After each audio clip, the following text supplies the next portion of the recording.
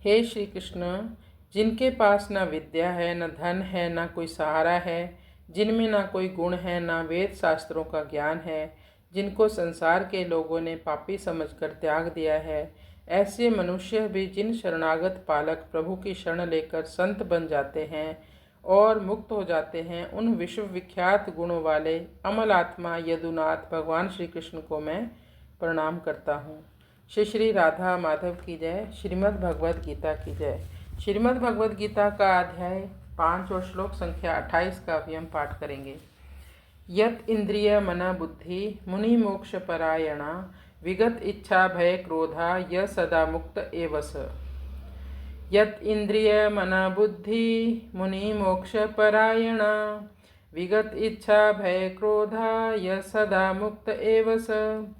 यत इंद्रिय मनोबुद्धि, जिसने अपनी इंद्रियों को, अपने मन को, अपनी बुद्धि को जीत लिया है, यानी अपने वश में कर लिया है।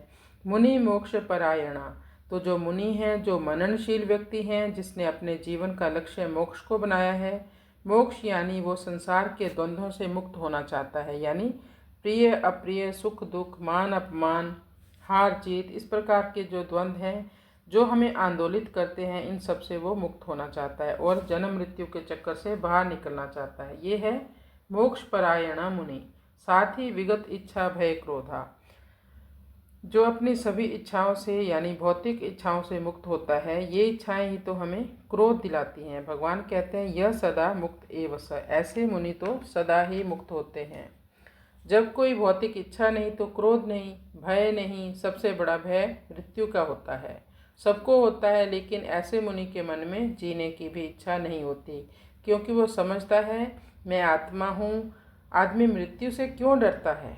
क्योंकि वो अपने को शरीर मानता है, लेकिन ऐसा मुनि समझ चुका है मैं आत्मा हूँ, तो आत्मा की कभी मृत्यु नहीं होती, इसलिए मेरी मृत्यु नहीं होगी। इंसान या आदमी कभी भी अपने को शरीर क्यों मानता है कि मैं शरीर हूँ? क्योंकि वो अज्ञानी है, उसको भगवद गीता का ज्ञान नहीं मिला। अगर आप भगवद गीता का पाठ करें तो आप जान जाएंगे कि सच्चाई क्या है, कि मैं शरीर नहीं हूँ, मैं आत्मा हूँ, मैं भगवान का अंश हूँ। ये जब आप समझ जाओगे तो आप भगवान की शरण में जाएंगे और भक्ति में लग जाएंगे। इसका हम भाव जान लेते हैं। बाहर के पदार्थों को बाहर ही छोड़ने का तात्पर्य यह है कि स्वयं को शरीर से अलग कर लेना, कि शरीर मैं नहीं हूँ, शरीर मेरा नहीं है और मेरे लिए नहीं है। ये 3 बातें प्रत्येक साधक को माननी ही पड़ेंगी, चाहे वह किसी भी योग मार्ग से क्यों न चले। शरीर के साथ अपना कोई संबंध ना माने तो मुक्ति स्वतः सिद्ध है।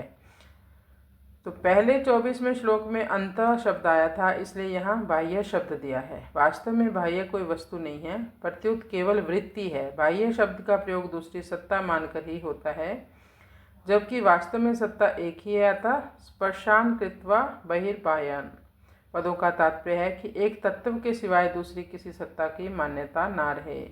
हरे कृष्ण कृष्ण कृष्ण हरे हरे, हरे राम राम राम हरे हरे। श्री श्री राधा माधव की जय। श्रीमद् भगवद गीता की जय।